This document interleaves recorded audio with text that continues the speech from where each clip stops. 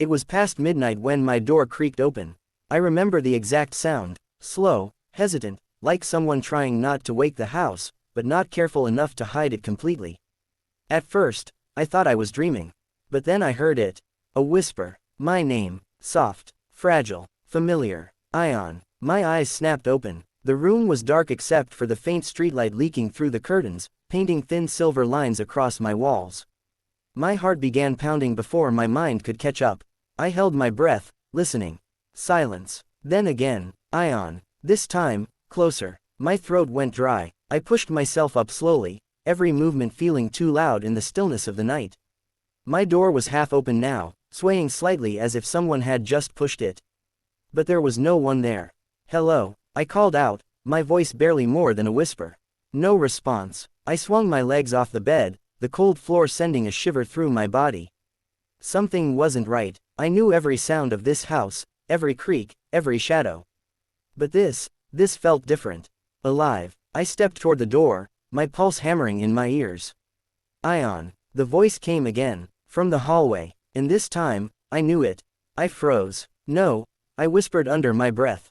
It couldn't be, because the voice I just heard belonged to someone who wasn't supposed to be here.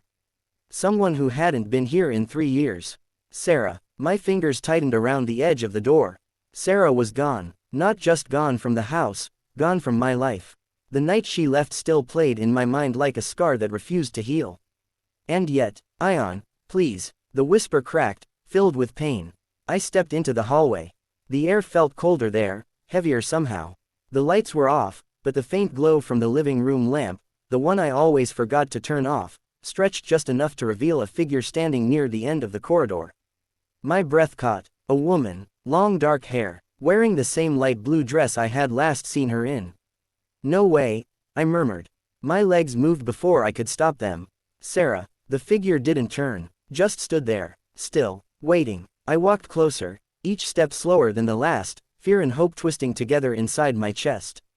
My mind was screaming that this wasn't real, but my heart, my stupid, broken heart, wanted it to be. Sarah, is that you? The figure tilted her head slightly. And then, she turned. My world stopped. It was her, exactly as I remembered, the same soft features, the same deep eyes that used to hold my entire universe, the same face I had tried so hard to forget, and failed every single day. But something was wrong. Her eyes, they weren't warm, they weren't alive, they looked empty. Ion, she said again, her voice trembling. I stepped back instinctively. How are you here? I stuttered. This isn't funny. If this is some kind of, I need your help, she interrupted.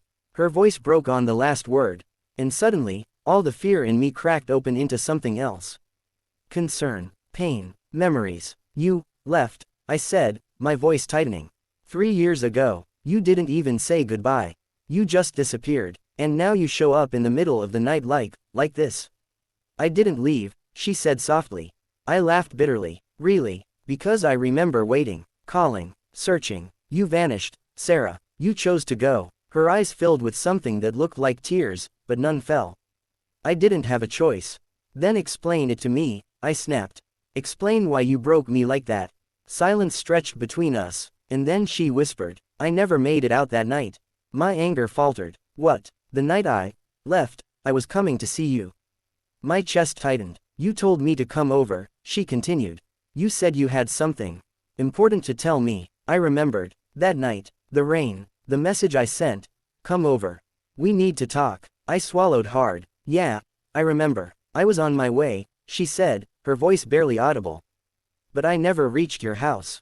A cold dread crept up my spine. What are you saying? Her gaze locked onto mine.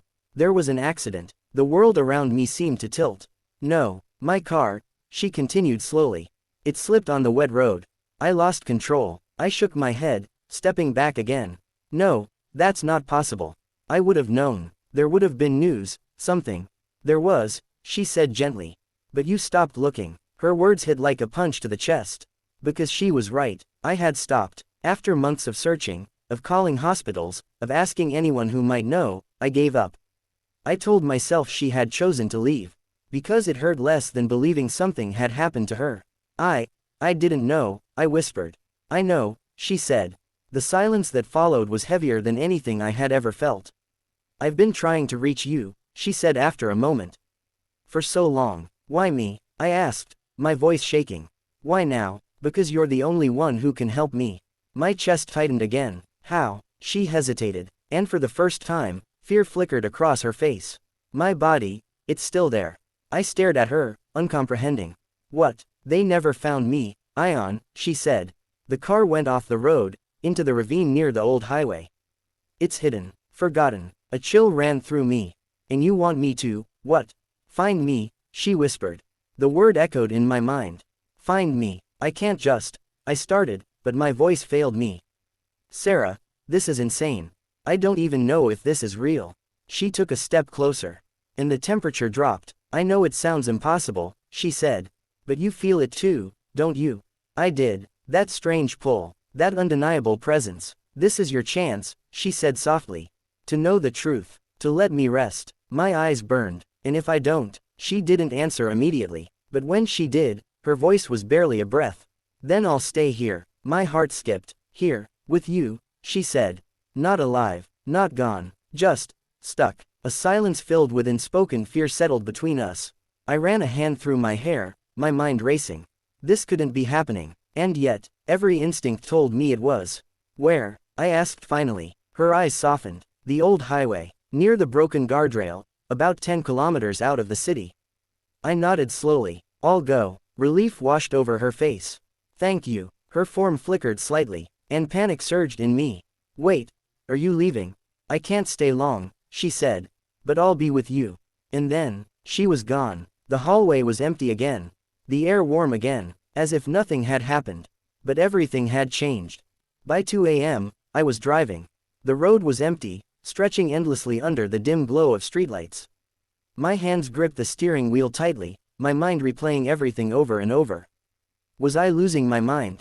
Or was this real? I didn't know, but I kept driving. 10 kilometers, 15. Then I saw it, the broken guardrail. My breath hitched. I pulled over, stepping out into the cold night air. The sound of crickets filled the silence, and somewhere far below, I could hear faint water. My heart pounded. This is it, I whispered. I approached the edge carefully, peering down into the darkness. And then, Ion, her voice, right behind me. I turned. She was there again, fainter this time. You're close, she said. I nodded, swallowing hard. Together, somehow, we made our way down the slope. It was steep, dangerous, every step threatening to send me slipping. And then I saw it. A shape, metal, crushed. My breath caught. The car, her car, half hidden among rocks and overgrown weeds. Time had swallowed it, but it was there. So it's true, I whispered. My legs felt weak as I approached it. The door was bent, the windshield shattered, and inside, I couldn't look. I couldn't, but I had to. With shaking hands, I reached for the door. And pulled. It groaned open, and there she was. Or what remained. My chest tightened painfully. I'm sorry, I choked out. I'm so sorry I didn't find you. Behind me, I felt her presence. It's okay, she whispered. Tears blurred my vision. I should have tried harder. You tried enough, she said gently. Now, just let me go. I nodded, wiping my face. The next few hours were a blur. Calling authorities, waiting, answering questions. But through it all, I felt something changing. A weight lifting, a silence becoming peaceful. As dawn began to break, I stood there, watching the first light touch the horizon. And then, Ion, I turned. She stood a few feet away. Brighter now, peaceful, alive in a way she hadn't been before. You did it, she said, smiling softly. I swallowed the lump in my throat. Are you okay now? She nodded. I am. A tear slipped down my cheek. Good. She stepped closer. For a moment, it felt like everything was normal again. Like nothing had ever happened. I wish things were different, I said. Me too, she replied. Silence lingered, but this time, it wasn't heavy. It was gentle. Take care of yourself, she said. I will. And Ion, yeah, don't stop living because of me. My chest tightened again. I won't, she smiled. And slowly, she began to fade, until she was gone. For good. It's been a year since that night. People say time heals everything. I don't think that's true. Some things stay with you forever. But they change. They become lighter. That night taught me something I'll never forget. Sometimes, Closure doesn't come when you want it. Sometimes, it comes when you're ready to face the truth. And sometimes, the past doesn't come back to haunt you. It comes back to set you free.